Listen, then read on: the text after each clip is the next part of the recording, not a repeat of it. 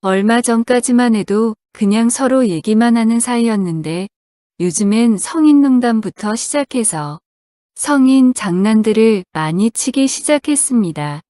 3년 동안 누나 미용실을 이용하다 보니 제가 많이 편해졌나 봅니다. 물론 나는 그런 누나의 장난이 싫지 않았습니다. 얼굴도 이쁘고 몸매도 좋은 누나가 내 어깨에 가슴을 올리거나 스킨십을 하면 심장이 터질 것 같았거든요. 그런 나를 보면서 누나가 웃는 게 민망하고 제 마음을 들킨 것 같아서 창피할 뿐이지 나쁘진 않았습니다. 20대 초반인 저는 알바하랴 학교 다니랴 바쁘게 하루하루를 보내는데 한 달에 한 번 미용실에 와서 누나와 만나는 게 유일한 즐거움이었습니다. 누나도 내가 싫지만은 않은지 기다리는 손님이 없으면 저와 더 많은 시간을 보내려고 했습니다. 그런 누나에게 설레었고 어렸을 때 학교 선생님을 짝사랑하는 기분이었습니다. 바쁜 일상 속에서 만나는 여자 사람이라곤 미용실 누나가 전부였던 저에게 어느 날 학교 친구가 여자를 소개해 준다고 하더라고요. 그래서 소개팅 날 한껏 꾸며 입고 머리를 살짝 손보기 위해 미용실에 갔었습니다. 평소답지 않은 저의 모습에 누나는 멋지다 귀엽다 하시며 머리를 쓰다듬더라고요. 소개팅이고 뭐고 누나랑 하루 종일 같이 있고 싶다는 생각을 했습니다. 하지만 저보다 10살 많은 누나가 저를 이성으로 좋아할 리가 없었습니다. 그냥 동생 같아서 귀여워해주는 정도라고 생각했습니다. 그날도 머리 손질을 받고 있는데 그날따라 누나의 신체 접촉이 다른 날보다 더 심하게 느껴졌습니다. 마치 저를 꼬시려는 듯 일부러 하는 것처럼 보였다고 해야 하나? 질투하시는 건가? 내가 다른 여자를 만나러 간다니까 더 이러시는 건가? 혼자만의 착각에 빠져 있었습니다. 그렇게 혼자 멍 때리고 있는데 저의 얼굴과 몸은 계속 반응을 하고 있었고 누나는 그런 저를 보더니 흥분하지 말라며 소개팅 가는데 누나가 미안하다 이러시면서 웃으시더라고요. 미안하다고 하시면서도 누나의 그런 행동은 멈추지 않았습니다. 장난은 더 심해졌습니다. 갑자기 머리를 감겨주겠다며 저를 한쪽 구석으로 데려가더니 뒤에서 살짝 안아버리더라고요. 듬직하네 이러시면서요. 그리고는 제 얼굴을 두 손으로 꼬집으며 귀엽다 하시는데 누나의 이쁜 얼굴을 그렇게 가까이 마주보고 있으니 심장이 터질 것 같았습니다. 누나의 눈과 입술을 가만히 보고 있는데 정신을 살짝 놓았던 것 같아요. 저도 모르게 그만 누나에게 뽀뽀 같은 키스를 하고 말았습니다. 하지만 무안하게 누나는 그런 저의 행동을 아무 반응 없이 넘기시더라고요. 순간 내가 무슨 짓을 한 거지 엄청난 후회가 밀려왔습니다. 머리를 감는 내내 오늘이 마지막이구나 싶었습니다. 머리 손질이 끝나고 아무 말 없이 미용실을 나가려는 순간 누나가 갑자기 다음에 따로 만나서 밥 먹자고 하더라고요. 당황해서 대답도 잘 못하고 나왔지만 누나를 밖에서 본다 하니 너무 설레었습니다. 소개팅 가는 저의 마음을 들쑤셔 놓은 누나 때문에 그날 저의 소개팅은 흐지부지 끝났습니다. 누나와 밖에서 데이트할 생각에 소개팅녀가 눈에 들어오지도 않더라고요. 그리고 그날부터 미용실 누나의 연락만을 기다렸습니다. 며칠 후 누나는 가게 쉬는 날이라며 저를 해가 쨍쨍한 대낮에 부르더라고요. 친구든 지인이든 이 시간에 보는 건 익숙하지 않았습니다. 오늘 정말 밥만 먹으려나 보다 하고 별 기대가 들지 않더라고요.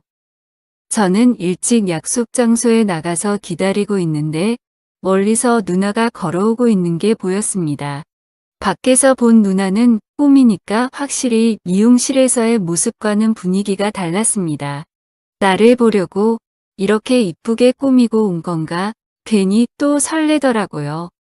그리고 우리는 근처 식당에 들어갔습니다. 밥도 먹고 차도 마시며 누나랑 연인처럼 데이트를 하는 것 같았습니다. 누나랑 더 있고 싶어서 식사가 끝나갈 때쯤 영화를 보자고 할지 아니면 공원을 걷자고 할지 고민을 하고 있는데 누나가 하고 싶은 거 있냐고 먼저 물어보더라고요. 저는 생각 좀 해보고 답변해 드린다고 했습니다. 그런데 갑자기 누나가 피곤한데 우리 모텔 가서 쉴래? 이러는 겁니다. 저는 당황했지만 바로 고개를 끄덕였습니다. 엄청 떨리고 긴장되더라고요. 학교 다닐 때 짝사랑하는 선생님 같은 누나와 모텔이라니. 그렇게 우리는 누나 차를 타고 근처 모텔로 들어갔습니다. 누나는 급했는지 들어가자마자 저에게 스킨십을 하기 시작했고 참을 수 없었던 저도 그만 누나를 덮치고 말았습니다. 그렇게 저의 짝사랑은 뜨거운 사랑으로 발전하게 되었습니다. 누나와 꿈 같은 시간을 보내고 모텔에서 나오니 밖은 슬슬 어두워지기 시작했습니다. 저는 누나와 같이 더 있고 싶었지만 일찍 가야 한다며 급하게 집에 먼저 가더라고요. 아쉬웠지만 그날은 그렇게 마무리할 수밖에 없었습니다. 누나와의 행복한 시간이 한 번으로 끝나나 싶었지만 누나는 쉬는 날이면 저를 불렀습니다. 확실히 사귀는 분위기는 아니었던 것 같고 목적이 있는 만남, 그런 느낌이 더 컸던 것 같았습니다. 그러다 보니 항상 데이트의 끝은 숙박업소였습니다. 저야 뭐든 상관없었습니다. 그냥 누나가 좋았으니까요. 누나는 그렇게 철저하게 자신만의 선을 지키며 누나가 원하는 시간과 날짜에 저를 불러냈습니다. 데이트를 끝난 후에 한 번도 저의 전화나 메시지를 받아준 적도 없었습니다. 그냥 누나가 계획한 대로만 움직여야 했습니다. 많이 서운했지만 이 관계에서 저는 의리라고 생각했기에 어떤 불평도 할 수 없었습니다. 보통 2주에 한 번, 한 달에 2~3번 정도 만남을 가졌던 것 같습니다. 그러던 어느 날 한 달이 지나고 2달이 지나도 연락이 없는 겁니다. 미용실에 전화해도 받지도 않고요. 무슨 일이 있나 하고 미용실에 가봤는데 글쎄 미용실이 사라졌더라고요. 내부는 그냥 텅텅 비어 있었습니다. 시간도 꽤 지난 것 같았습니다. 벙찌더라고요. 우리 사이가 오래 못 갈 거라곤 예상했지만 이렇게 갑자기 끝나는 건가 하고 너무 허무했습니다. 누나를 찾기 위해 이 골목 저 골목 미용실은 다 가봤던 것 같아요. 갑자기 누나가 사라지니 너무 보고 싶었습니다. 하지만 누나는 찾을 수 없었고 그렇게 시간이 1년 정도 지났을 때쯤 친구랑 맛집을 가기 위해 돌아다니는데 처음 보는 골목에 미용실 하나가 보이더라고요. 미용실이 보이면 습관적으로 확인해 보던 저는 그날도 아무 기대 없이 미용실 안을 지나가면서 한번 쓱 봤습니다. 예쁜 여성분이 웃으면서 있는 겁니다. 저는 바로 한눈에 누나임을 알았습니다. 당장 들어가서 반갑게 인사하고 싶었지만 일부러 저를 피한 것 같기도 해서 조심스러웠습니다.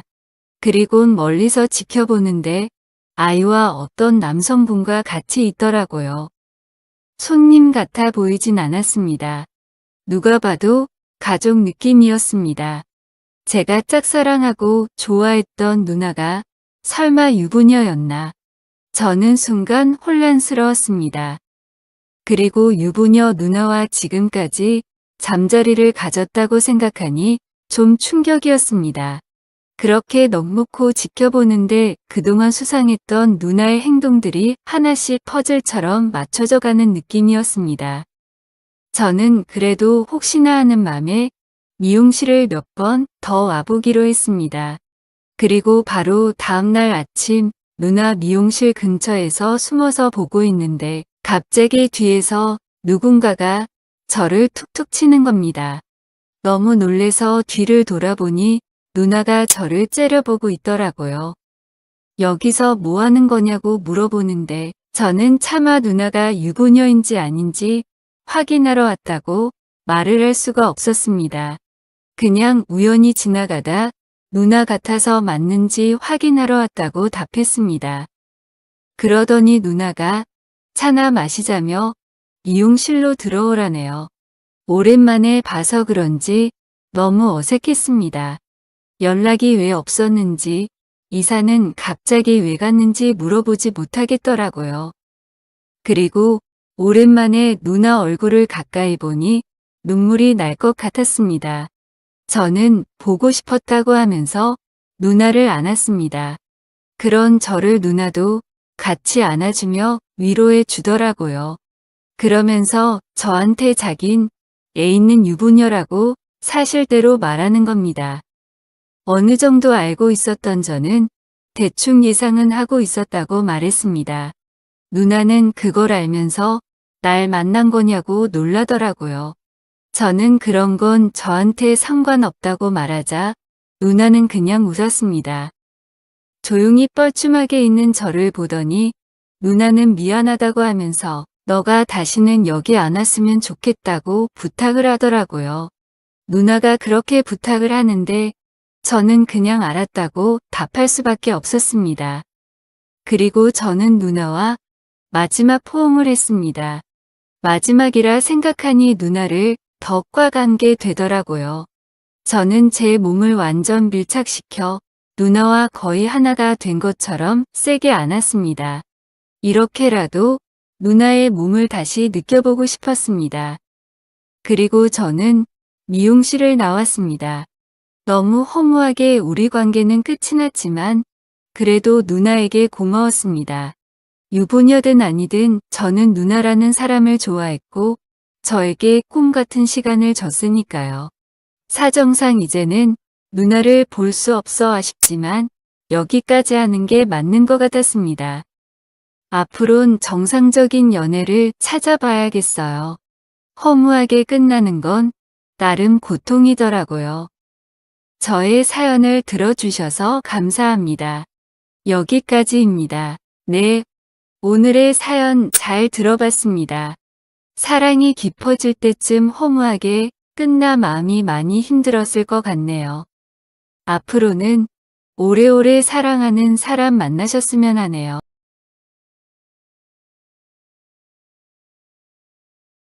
친구들은 모두 군대에 가버렸고 아직 입대하지 않은 친구들은 학교에 다니고 있었기 때문에 휴학을 해서 입대를 기다리던 나는 하루 종일 너무 따분했습니다.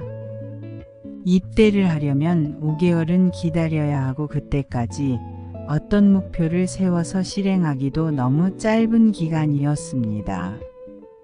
곧 군에 입대한다는 생각 때문에 마음도 뒤숭숭했었고요. 그래서 군대에 가기 전까지 알바를 하기로 하고 알바 자리를 찾아보았지만 내 마음에 깔끔하게 맞아떨어지는 알바 자리가 없더라고요. 결국 어느 식당에서 식기를 닦고 자비를 하는 자리를 얻었습니다. 세상에 공짜 점심은 없다고 그 일도 만만찮았습니다. 집에 오면 학교 다니는 친구들이 술 마시자고 전화가 와도 피곤하다면서 잠을 잤을 정도니까요. 그러다가 며칠이 지나면서 일에 익숙해지니까 좀 할만하다는 생각이 들었습니다. 아마도 알바 생활이 한 달 조금 지날 무렵이었을 것입니다. 첫 월급을 받고 며칠이 지나지 않은 때였으니까요. 그날은 점심시간이 지나 식당은 한가한 시간이었습니다. 여자 손님이 혼자서 식사를 하고 있었습니다. 식당에는 다른 손님이 없었고 딱 그 손님 혼자뿐이어서 눈길이 갔습니다. 전날에도 그 손님은 직장 동료인지 3명의 여자들과 함께 같은 자리에서 식사를 했거든요. 그 손님이 혼자여서 눈길이 갔었다기보다는 전날 3명이 식사를 할 때 그중 한 사람을 어디서 많이 보았던 안면이 있는 사람이었는데 어디서 보았는지 도무지 기억이 나지가 않더군요. 손님이 가고 나서도 생각을 해보았지만 분명 아는 사람은 맞는데 기억이 나지 않았습니다. 그런데 그 다음 날은 그 사람이 혼자 식사를 하러 와서 눈길이 갔던 것입니다. 식기는 이미 다 닦아 놓았고 주방 쪽에서 그 손님을 보면서 어디서 보았는지 기억해 내려고 했습니다. 내가 손님을 유심히 쳐다보고 있는 것을 옆에 있던 주방 아주머니가 보더니 뭘 그렇게 쳐다보는 거야 마음에 들어 라고 놀렸습니다. 나는 그런 것이 아니라고 했지만 그렇다라고 했어도 이상하지 않을 만큼 젊었고 예뻤어요. 아주머니가 말했습니다. 총각 마음에 들어도 포기해. 이미 임자가 있는 몸이야. 그 말을 듣고 내가 물었어요. 아주머니는 저 사람이 누군지 아세요? 알다마다 우리 집 단골인데 요 옆 중학교 선생이라고 하던데 그 말을 듣고 나는 내 무릎을 아니 내 이마를 탁 하고 쳤습니다. 그랬습니다. 그녀는 내가 중학교에 다닐 때 우리 학교 수학 선생님이었습니다.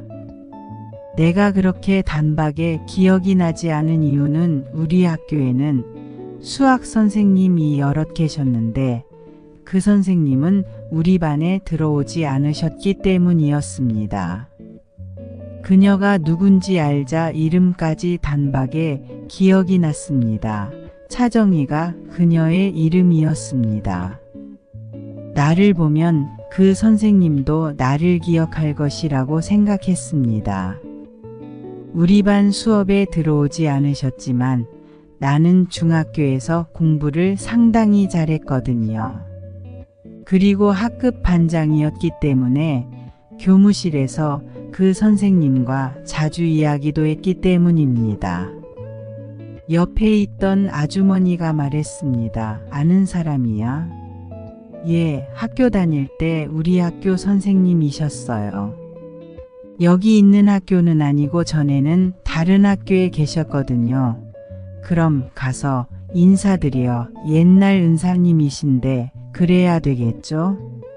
나는 앞치마를 풀어놓고 혼자 식사를 하고 있는 선생님 앞으로 갔습니다.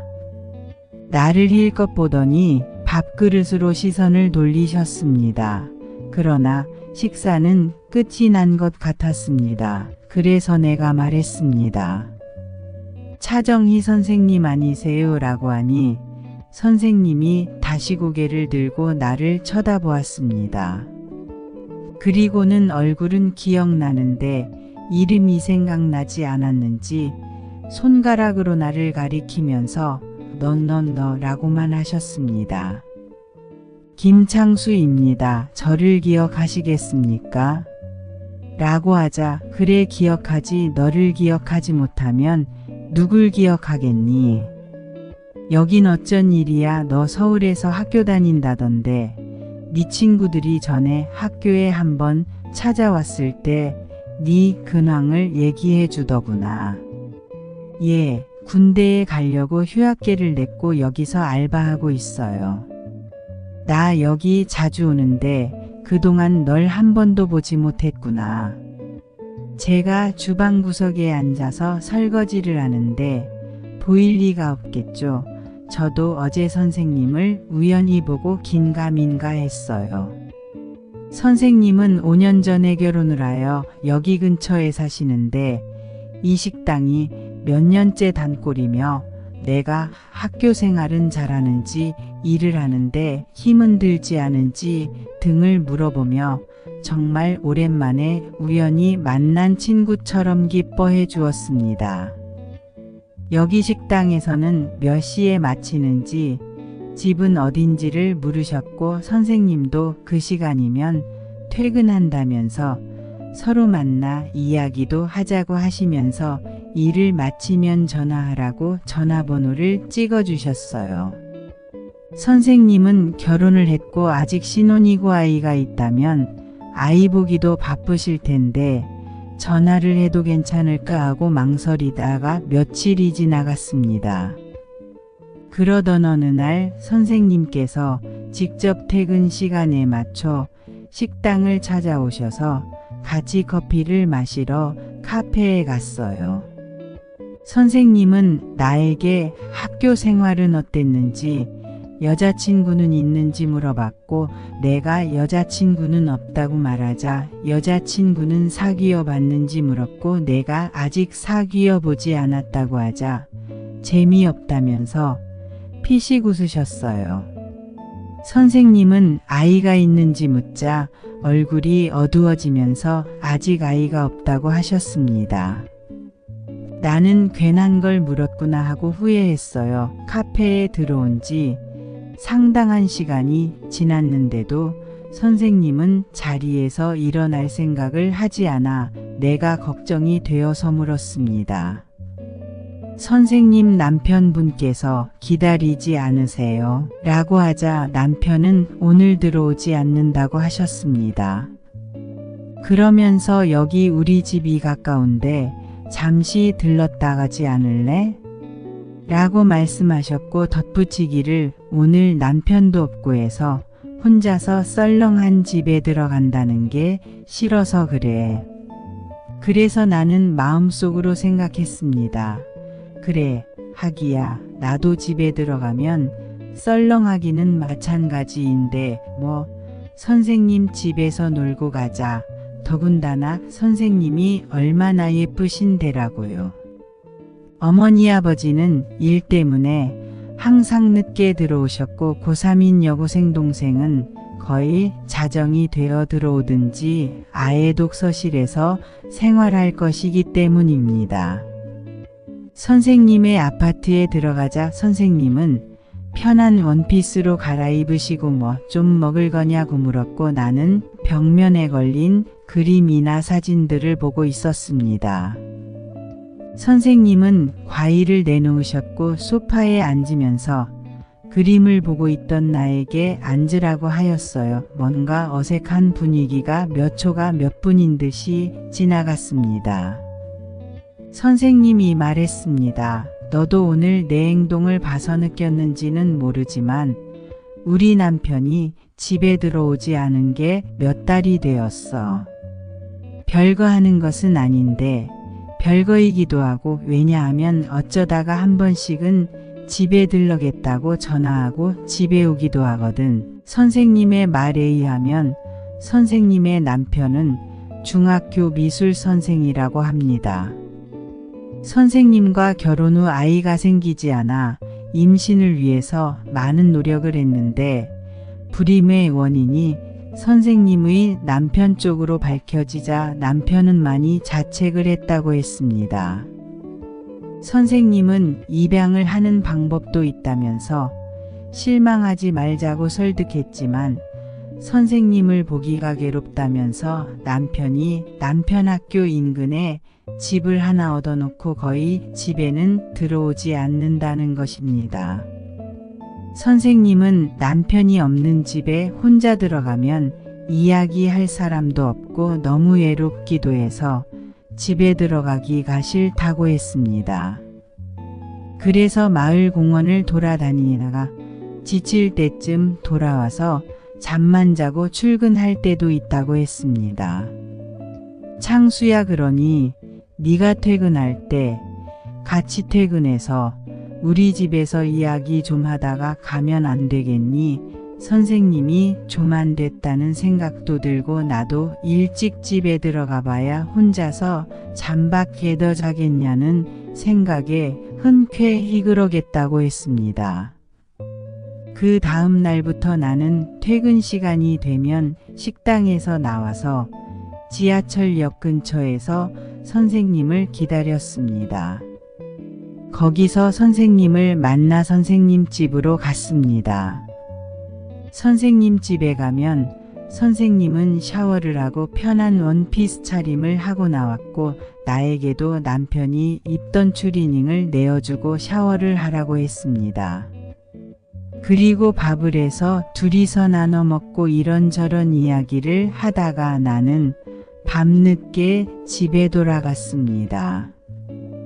그런 날이 계속되다 보니 선생님과 제자라는 보이지 않는 경계선이 조금씩 사라졌습니다. 어느 날이었습니다. 다른 날과 다름이 없이 같이 퇴근했습니다. 선생님은 샤워실로 들어갔고 한참 있더니 나를 불렀습니다. 창수야, 내 등에 비누칠 좀 해줄래? 내가 샤워실에 들어갔을 때 등만 보이는 선생님의 모습은 눈이 부셨습니다. 물론 내 신체 반응도 어김이 없이 찾아왔고요. 나는 그 신체 반응을 들키지 않으려고 재빠르게 비누칠을 하고 물을 뿌려주고 나왔습니다. 그 다음부터 나는 당연히 비누칠을 하러 들어갔고 그로부터 며칠 후부터는 내가 샤워하러 들어갔을 때 선생님이 비누칠을 해주겠다고 들어왔습니다. 선생님은 내 등에 비누칠을 하고 씻어주시더니 언제부터인가 내 온몸을 씻어주었습니다. 당연히 신체는 흥분이 되어 있었고요. 선생님은 그것을 보고도 모르는 척 했고요. 누나가 씻어준다고 생각하라고 했습니다. 그 다음 날부터는 나도 선생님 몸 전체를 씻어주었습니다. 선생님은 샤워를 하면 그뿐이었고 육체적인 관계를 전혀 생각하지 않는 것 같았습니다. 그날은 집에 가지 않았습니다. 그 다음 날도 가지 않았고 집에 가는 날보다 안 가는 날이 더 많았습니다. 군에 입대하는 날이 되어서 우리의 관계가 드디어 끝이 났습니다. 나는 훈련소까지 선생님의 차를 타고 갔습니다. 굳이 따라오시겠다는 우리 어머니 아버지에게는 친구 차를 타고 간다고 하고 따로 출발하시라고 했습니다. 선생님은 우리 어머니 아버지와 멀찌감치 떨어져 계셨습니다.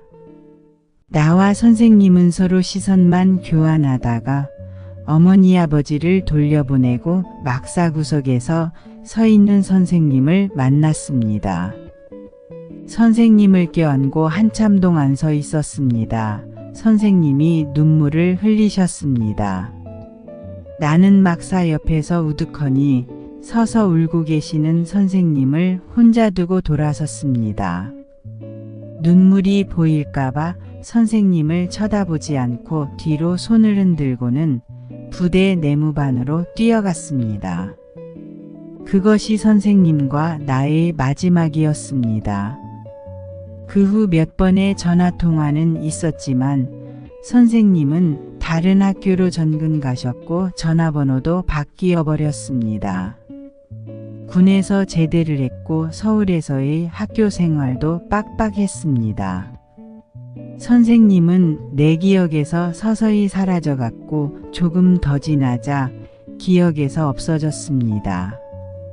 어느 날 친구가 스승의 날 행사에 갔는데 우연히 중학교 때 수학 선생님을 만났다고 했습니다.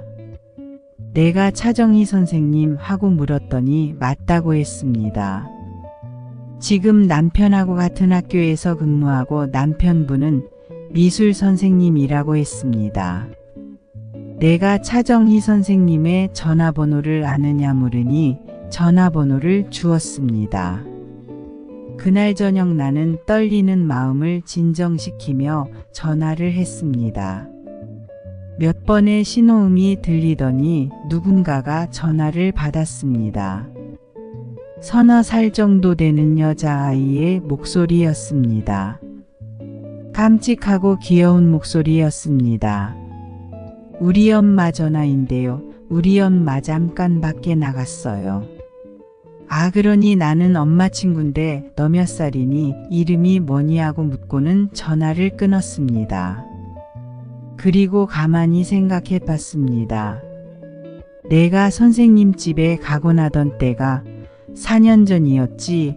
그리고 그날 이후로 나는 전화를 한 번도 하지 않았습니다. 지금까지 들어주셔서 감사합니다.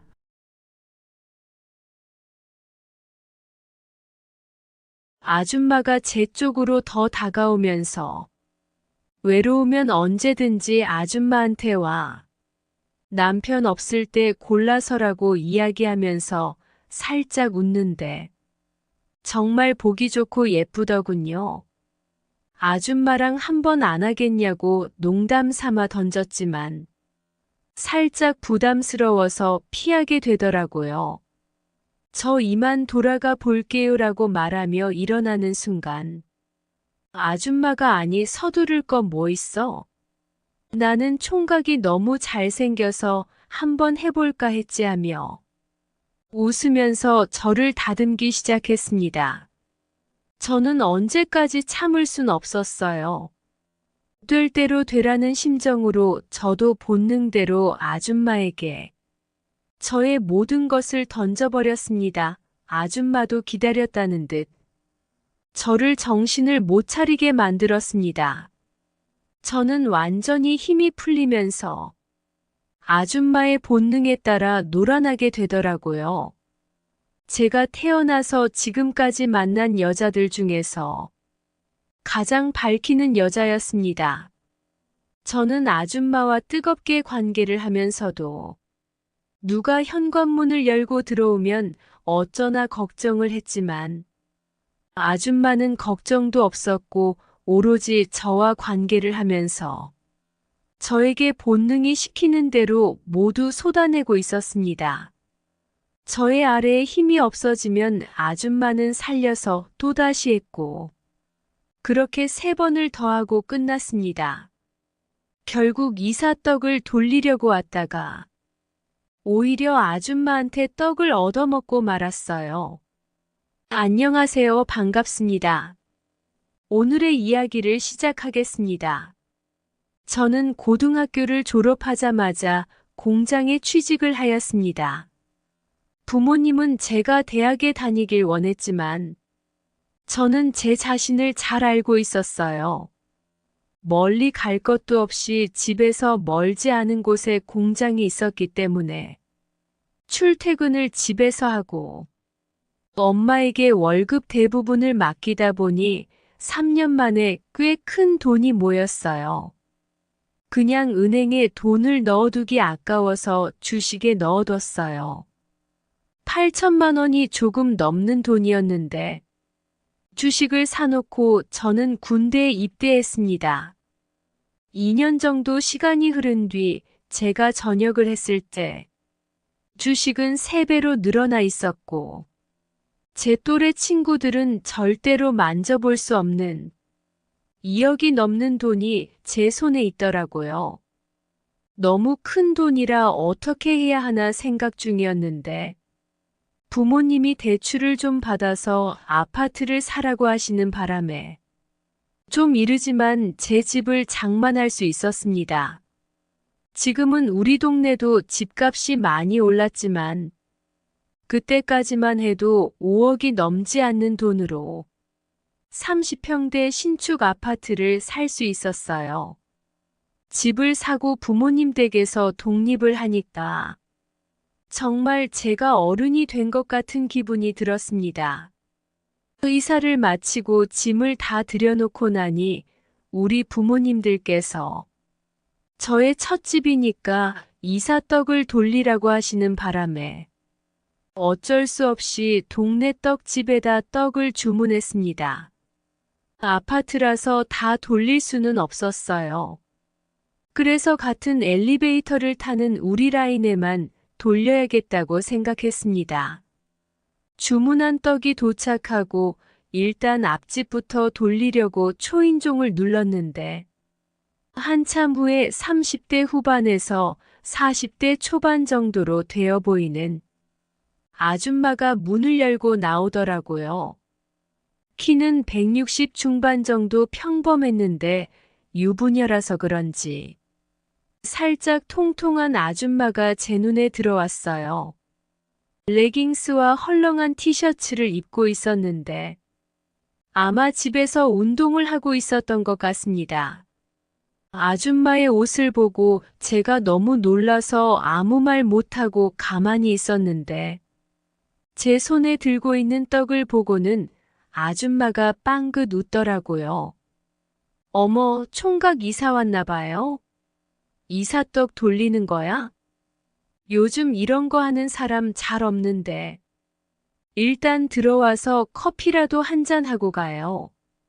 아줌마는 너무 성격이 좋았고, 처음 보는 저를 집 안으로 불러들였어요.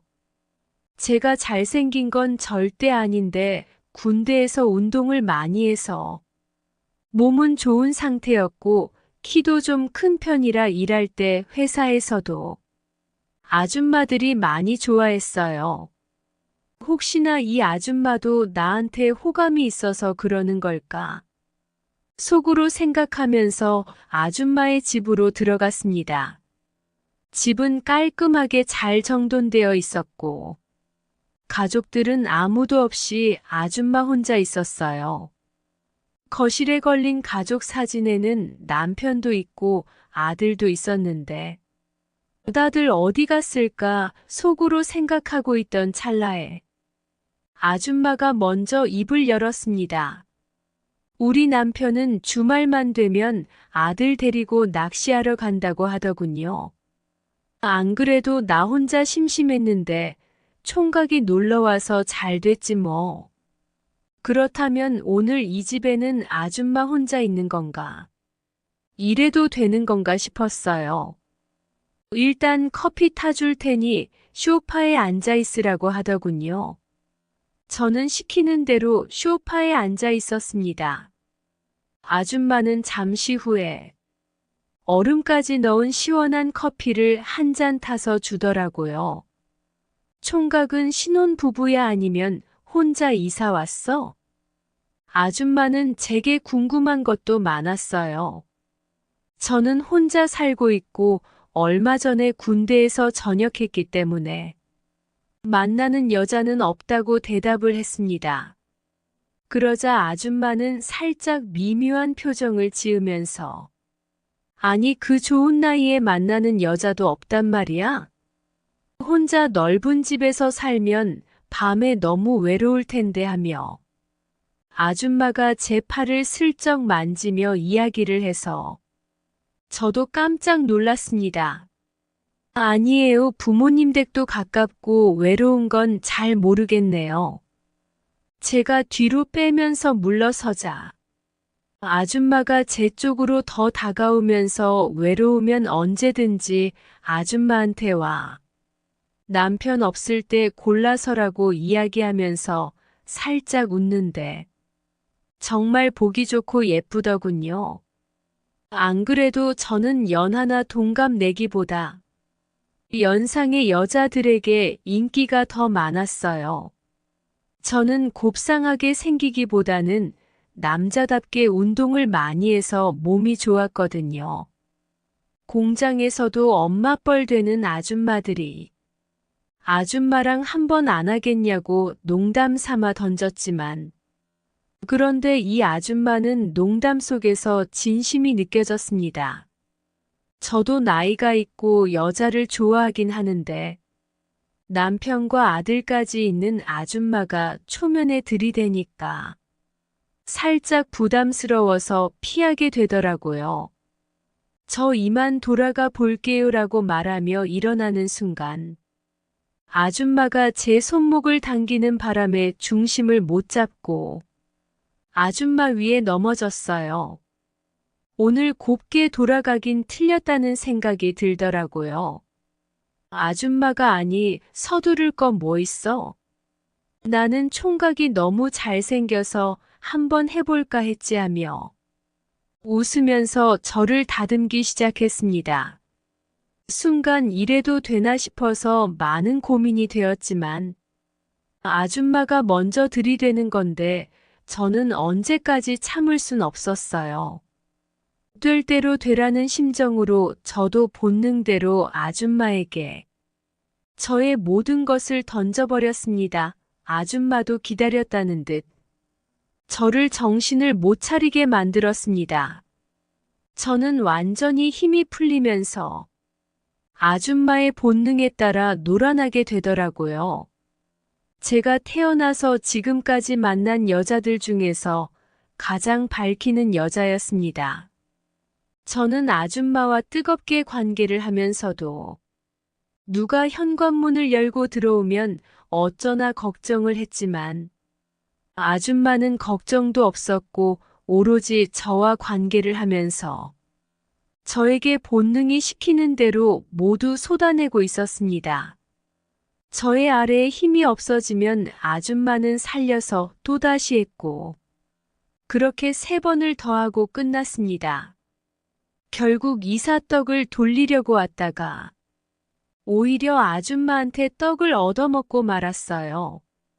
아줌마는 제 핸드폰에 자기 번호를 저장하고 남편 없을 때는 언제든지 좋으니까 미리 연락해라고 했습니다. 저는 알겠다고 말하고 그대로 우리 집으로 돌아왔어요. 모든 기운은 아줌마에게 다 버렸고 저는 잠들어 버렸습니다. 우리는 그날 이후로 아줌마와 저는 남편이 자리를 비웠을 때마다 즐거운 시간을 보냈어요. 제가 그 집으로 놀러 간 적도 있고, 아줌마가 우리 집으로 온 적도 있습니다. 아줌마와 저는 서로가 서로의 하루 일과를 다 알고 있기 때문에 제가 쉬는 날만 되면 아줌마가 우리 집 현관문 비밀번호를 누르고 들어왔어요. 너무 자연스러운 아줌마를 보며 대단하다는 생각이 들었습니다. 얼마 전에는 아줌마 남편과 아들을 엘리베이터에서 마주친 적이 있었는데 아들은 이목구비가 엄마를 꼭 빼 닮았는데 아빠와는 좀 많이 다르더라고요. 지금은 제가 그런 것까지 생각할 필요는 없을 것 같아요. 당분간은 아줌마를 만날 수밖에 없습니다. 오늘의 사연은 여기까지입니다. 끝까지 읽어주셔서 감사합니다.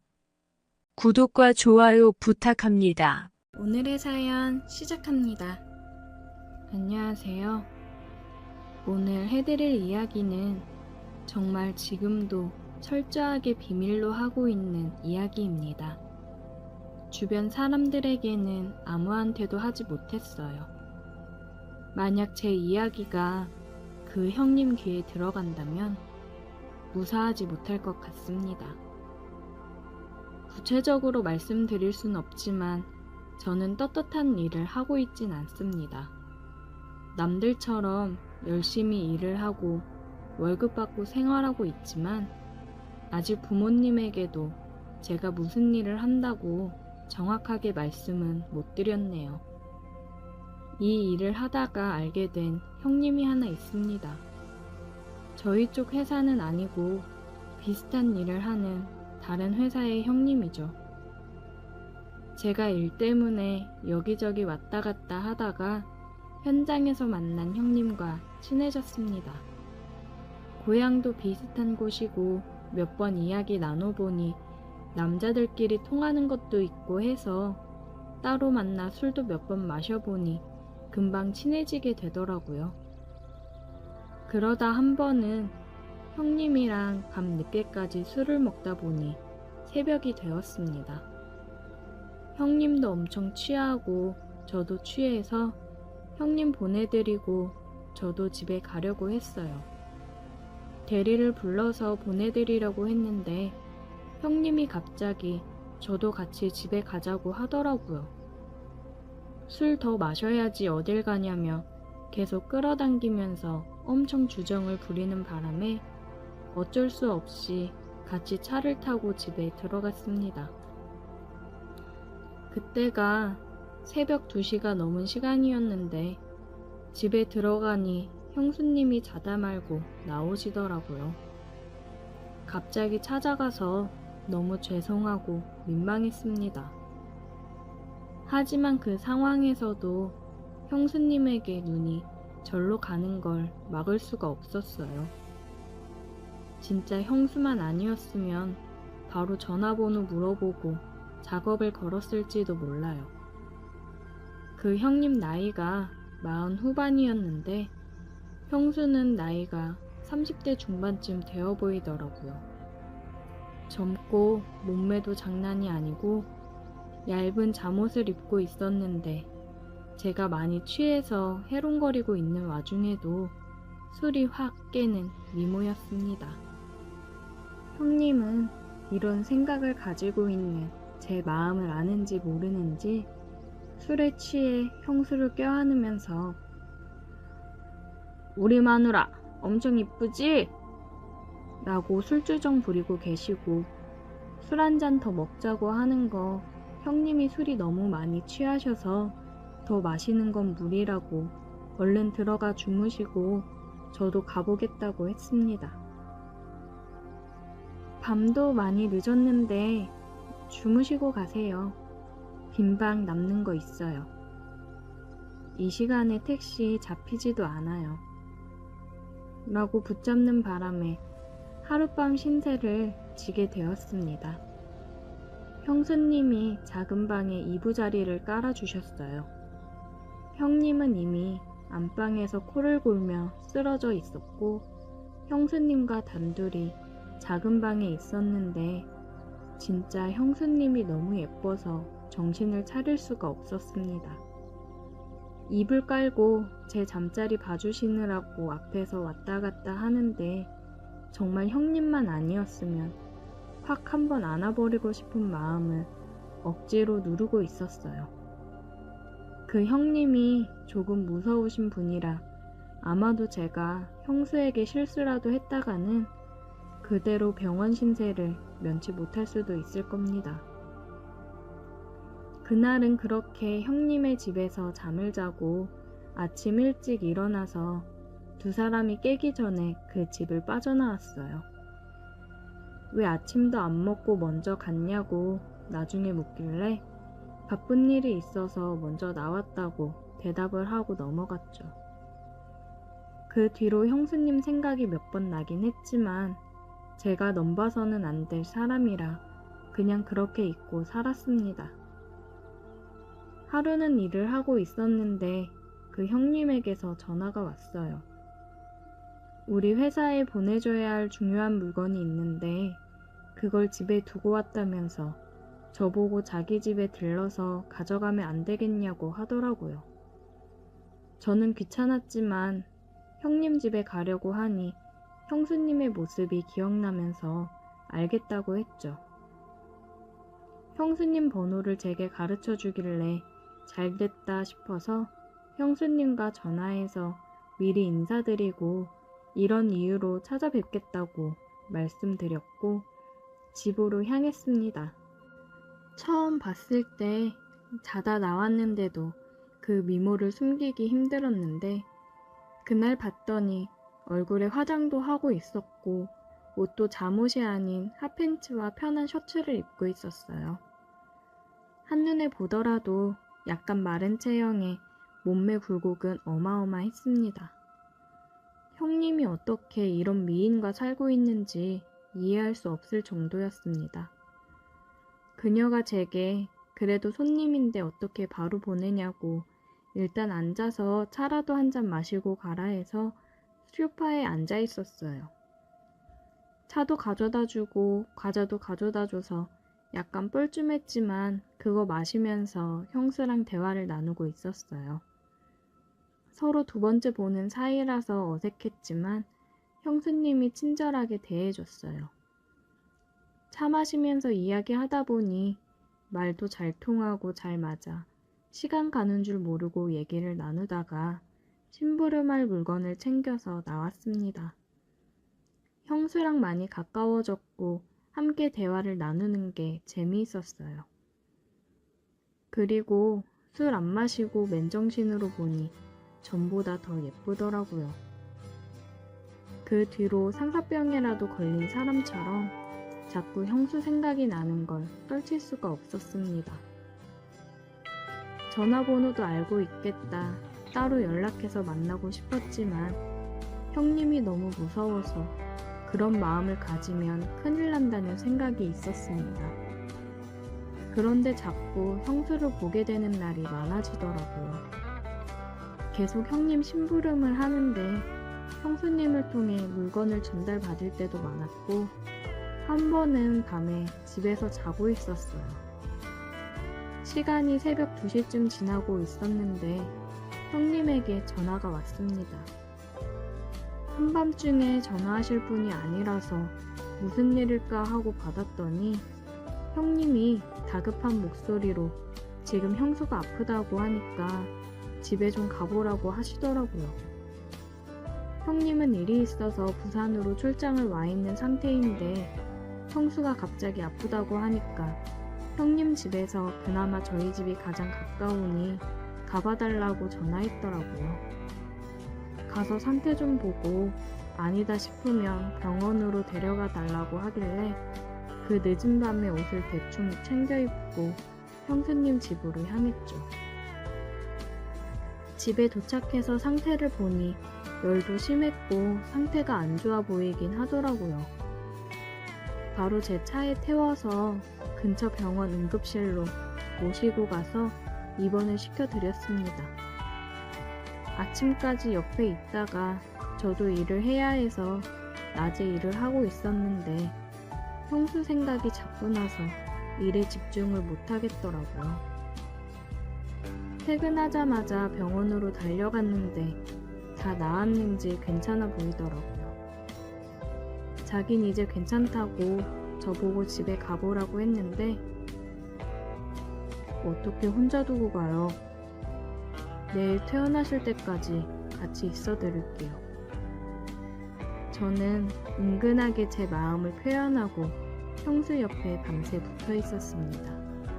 제가 별로 한 건 없지만 형수가 엄청 고마워하면서 그날 밤 병실에서 많은 이야기를 나누면서 더 가까워졌어요.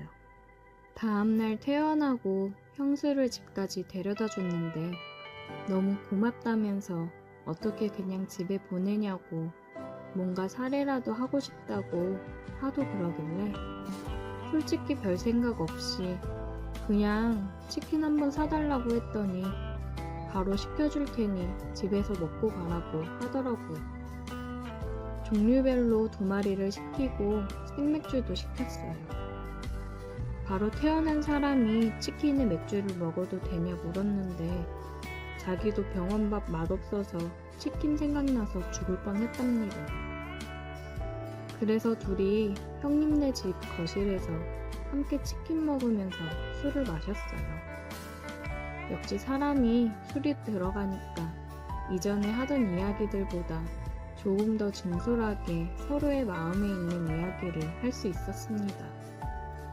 혹시나 하는 마음에 형님과는 어떻게 만난 사이냐고 물었는데 약간 씁쓸하게 웃으면서 대답을 피하더라고요. 요즘 형님이랑 사이가 어떠냐고 물었더니 그냥 그렇답니다. 한참 나이에 여자랑 둘이서 술 마시면서 이야기를 하다 보니 솔직히 마음이 많이 흔들렸어요. 그녀도 왠지 자꾸 제 쪽으로 엉겨붙는 듯한 느낌이었고 우리 둘 다 같은 마음이구나 생각이 들었습니다. 저는 조금 더 용기를 내서 그녀의 손을 잡았어요. 그녀는 손을 빼지는 않고 저를 빤히 쳐다보더라고요. 우리 둘은 서로를 마주봤고 전기가 흘렀습니다. 누가 먼저랄 것도 없이 우리는 입을 마주치고 있었어요. 솔직히 이래도 되는 건가 싶었는데 그 순간 저도 술김에 자제력을 잃어버리고 지금은 마음 가는 대로 하자는 생각에 그녀와 계속 입을 맞추었습니다. 그녀는 정말 오랫동안 사랑 못 받은 것처럼 적극적으로 제게 매달리더라고요. 우리는 내일이 없는 사람들처럼 함께 있는 동안 모든 걸 쏟아부었습니다. 우리 또 만날 수 있을까요? 글쎄, 걸리면 우리 둘 다 가만 안 둘걸. 그녀가 말을 하는데 정말 그럴 것 같아서 갑자기 무서워지더라고요. 우리는 따로 연락을 하지는 않았지만 아주 가끔 형님의 심부름으로 집을 가게 되는 날이면 짧은 시간 동안 서로를 애틋하게 느끼고는 합니다. 근데 이제 이마저도 그만해야겠죠.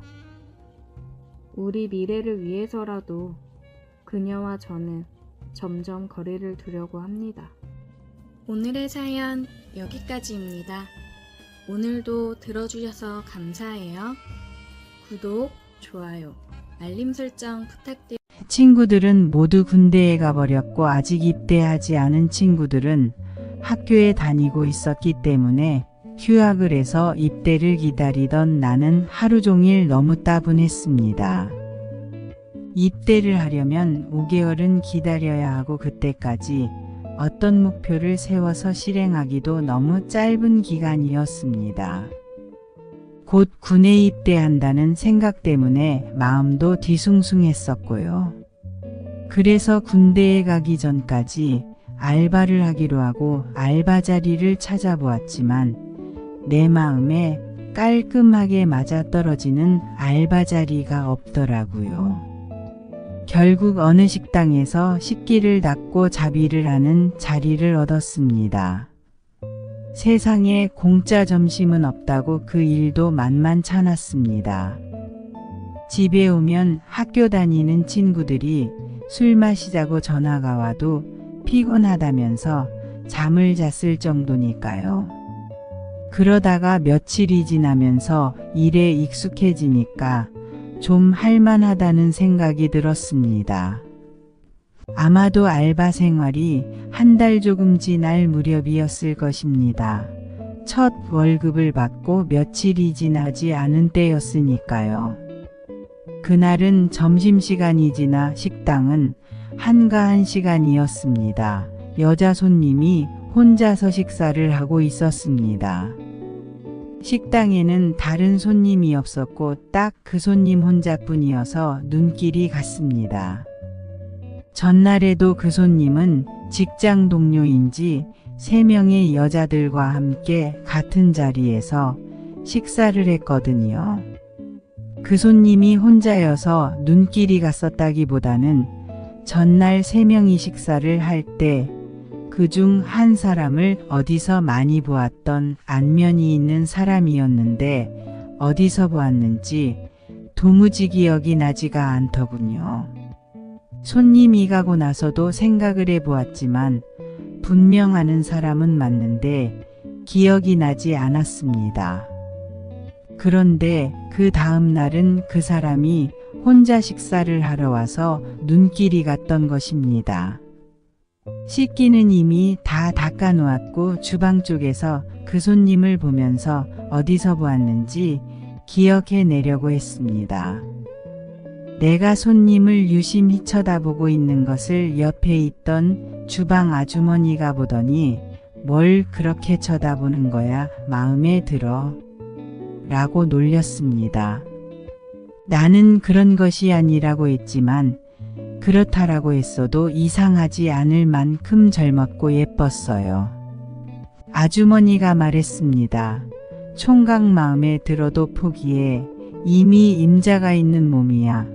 그 말을 듣고 내가 물었어요. 아주머니는 저 사람이 누군지 아세요?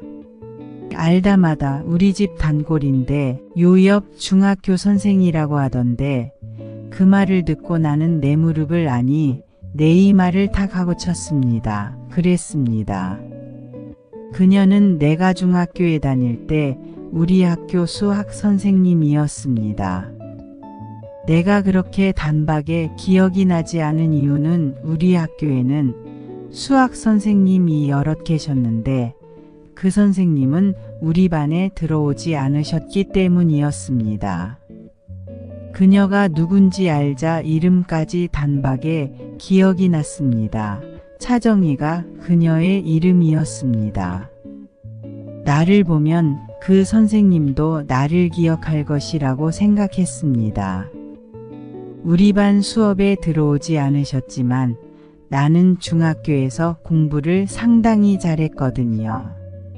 그리고 학급 반장이었기 때문에 교무실에서 그 선생님과 자주 이야기도 했기 때문입니다. 옆에 있던 아주머니가 말했습니다. 아는 사람이야? 예, 학교 다닐 때 우리 학교 선생님이셨어요. 여기 있는 학교는 아니고 전에는 다른 학교에 계셨거든요. 그럼 가서 인사드려. 옛날 은사님이신데 그래야 되겠죠? 나는 앞치마를 풀어놓고 혼자 식사를 하고 있는 선생님 앞으로 갔습니다. 나를 힐끗 보더니 밥그릇으로 시선을 돌리셨습니다. 그러나 식사는 끝이 난 것 같았습니다. 그래서 내가 말했습니다. 차정희 선생님 아니세요? 라고 하니 선생님이 다시 고개를 들고 나를 쳐다보았습니다. 그리고는 얼굴은 기억나는데 이름이 생각나지 않았는지 손가락으로 나를 가리키면서 너라고만 하셨습니다. 김창수입니다. 저를 기억하시겠습니까? 라고 하자 그래 기억하지 너를 기억하지 못하면 누굴 기억하겠니? 여긴 어쩐 일이야 너 서울에서 학교 다닌다던데 네 친구들이 전에 학교에 한번 찾아왔을 때 네 근황을 얘기해 주더구나. 예, 군대에 가려고 휴학계를 냈고 여기서 알바하고 있어요. 나 여기 자주 오는데 그동안 널 한 번도 보지 못했구나. 제가 주방 구석에 앉아서 설거지를 하는데 보일 리가 없겠죠. 저도 어제 선생님을 우연히 보고 긴가민가 했어요. 선생님은 5년 전에 결혼을 하여 여기 근처에 사시는데 이 식당이 몇 년째 단골이며 내가 학교 생활은 잘하는지 일을 하는데 힘은 들지 않은지 등을 물어보며 정말 오랜만에 우연히 만난 친구처럼 기뻐해 주었습니다. 여기 식당에서는 몇 시에 마치는지 집은 어딘지를 물으셨고 선생님도 그 시간이면 퇴근한다면서 서로 만나 이야기도 하자고 하시면서 일을 마치면 전화하라고 전화번호를 찍어주셨어요. 선생님은 결혼을 했고 아직 신혼이고 아이가 있다면 아이 보기도 바쁘실 텐데 전화를 해도 괜찮을까 하고 망설이다가 며칠이 지나갔습니다. 그러던 어느 날 선생님께서 직접 퇴근 시간에 맞춰 식당을 찾아오셔서 같이 커피를 마시러 카페에 갔어요. 선생님은 나에게 학교 생활은 어땠는지 여자친구는 있는지 물어봤고 내가 여자친구는 없다고 말하자 여자친구는 사귀어 봤는지 물었고 내가 아직 사귀어 보지 않았다고 하자 재미없다면서 피식 웃으셨어요. 선생님은 아이가 있는지 묻자 얼굴이 어두워지면서 아직 아이가 없다고 하셨습니다. 나는 괜한 걸 물었구나 하고 후회했어요. 카페에 들어온 지 상당한 시간이 지났는데도 선생님은 자리에서 일어날 생각을 하지 않아 내가 걱정이 되어서 물었습니다. 선생님 남편분께서 기다리지 않으세요? 라고 하자 남편은 오늘 들어오지 않는다고 하셨습니다. 그러면서 여기 우리 집이 가까운데 잠시 들렀다 가지 않을래? 라고 말씀하셨고 덧붙이기를 오늘 남편도 없고 해서 혼자서 썰렁한 집에 들어간다는 게 싫어서 그래. 그래서 나는 마음속으로 생각했습니다. 그래, 하기야 나도 집에 들어가면 썰렁하기는 마찬가지인데 뭐 선생님 집에서 놀고 가자. 더군다나 선생님이 얼마나 예쁘신데라고요.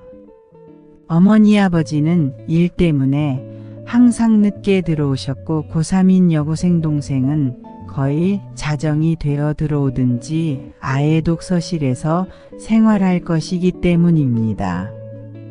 선생님의 아파트에 들어가자 선생님은 편한 원피스로 갈아입으시고 뭐 좀 먹을 거냐고 물었고 나는 벽면에 걸린 그림이나 사진들을 보고 있었습니다. 선생님은 과일을 내놓으셨고 소파에 앉으면서 그림을 보고 있던 나에게 앉으라고 하였어요. 뭔가 어색한 분위기가 몇 초가 몇 분인 듯이 지나갔습니다. 선생님이 말했습니다. 너도 오늘 내 행동을 봐서 느꼈는지는 모르지만 우리 남편이 집에 들어오지 않은 게 몇 달이 되었어.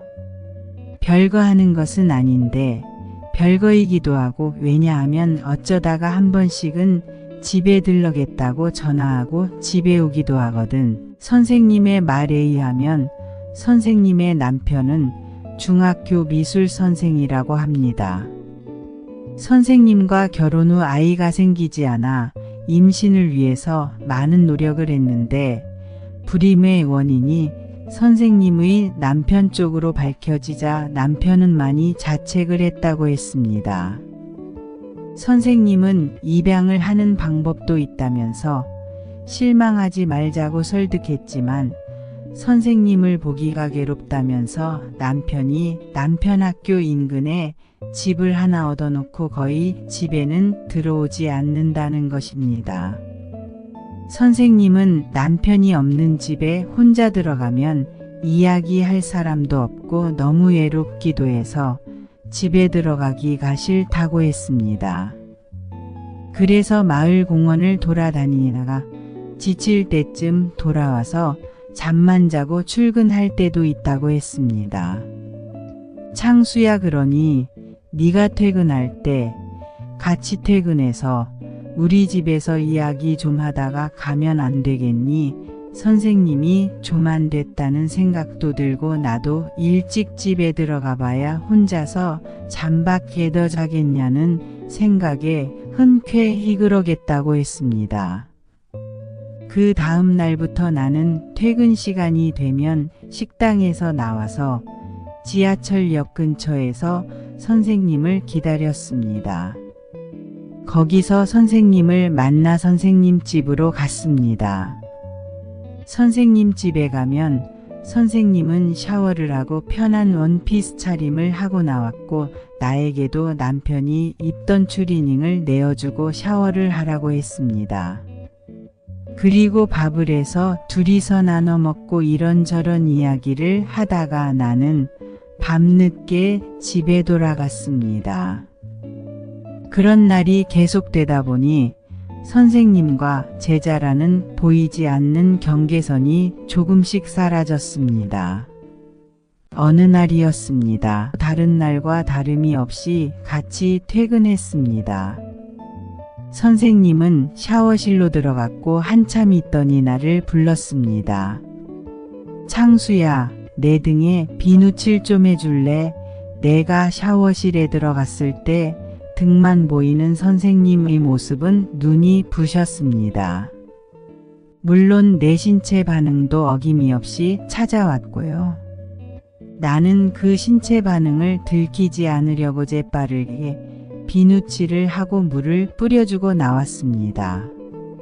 그 다음부터 나는 당연히 비누칠을 하러 들어갔고 그로부터 며칠 후부터는 내가 샤워하러 들어갔을 때 선생님이 비누칠을 해주겠다고 들어왔습니다. 선생님은 내 등에 비누칠을 하고 씻어주시더니 언제부터인가 내 온몸을 씻어주었습니다. 당연히 신체는 흥분이 되어 있었고요. 선생님은 그것을 보고도 모르는 척 했고요. 누나가 씻어준다고 생각하라고 했습니다. 그 다음 날부터는 나도 선생님 몸 전체를 씻어주었습니다.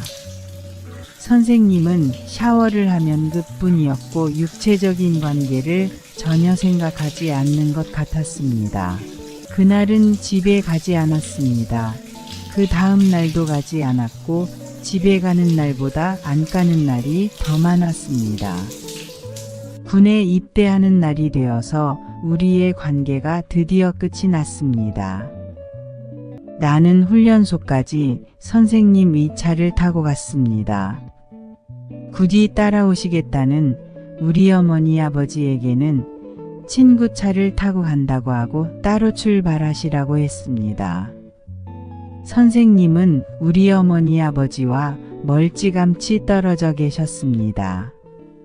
나와 선생님은 서로 시선만 교환하다가 어머니 아버지를 돌려보내고 막사구석에서 서 있는 선생님을 만났습니다.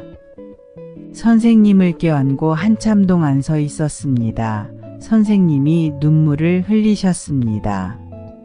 나는 막사 옆에서 우두커니 서서 울고 계시는 선생님을 혼자 두고 돌아섰습니다. 눈물이 보일까봐 선생님을 쳐다보지 않고 뒤로 손을 흔들고는 부대 내무반으로 뛰어갔습니다. 그것이 선생님과 나의 마지막이었습니다. 그 후 몇 번의 전화통화는 있었지만 선생님은 다른 학교로 전근 가셨고 전화번호도 바뀌어 버렸습니다. 군에서 제대를 했고 서울에서의 학교 생활도 빡빡했습니다. 선생님은 내 기억에서 서서히 사라져갔고 조금 더 지나자 기억에서 없어졌습니다. 어느 날 친구가 스승의 날 행사에 갔는데 우연히 중학교 때 수학 선생님을 만났다고 했습니다. 내가 차정희 선생님 하고 물었더니 맞다고 했습니다. 지금 남편하고 같은 학교에서 근무하고 남편분은 미술 선생님이라고 했습니다. 내가 차정희 선생님의 전화번호를 아느냐 물으니 전화번호를 주었습니다. 그날 저녁 나는 떨리는 마음을 진정시키며 전화를 했습니다. 몇 번의 신호음이 들리더니 누군가가 전화를 받았습니다. 서너 살 정도 되는 여자아이의 목소리였습니다. 깜찍하고 귀여운 목소리였습니다. 우리 엄마 전화인데요. 우리 엄마 잠깐 밖에 나갔어요. 아, 그러니 나는 엄마 친구인데 너 몇 살이니? 이름이 뭐니? 하고 묻고는 전화를 끊었습니다. 그리고 가만히 생각해 봤습니다. 내가 선생님 집에 가곤 하던 때가 4년 전이었지. 그리고 그날 이후로 나는 전화를 한 번도 하지 않았습니다. 지금까지 들어주셔서 감사합니다.